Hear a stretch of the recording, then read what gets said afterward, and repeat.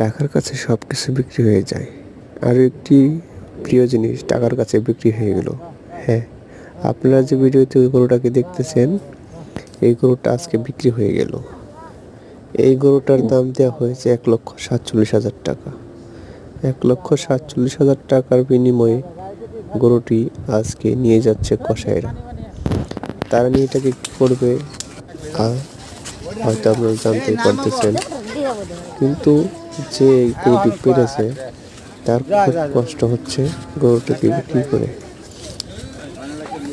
তাই বলা যায় দুনিয়াতে টাকার উপর কিছু নয়।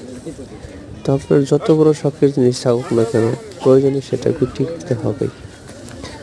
যেমন এই গরুটাকে বিক্রি করা হচ্ছে, গরুটা নিয়ে যাচ্ছে কসাইরা। সম্ভবত যা শুনলাম এটা একটা বিয়ে বাড়ির অনুষ্ঠানে জবাই দেওয়া হবে।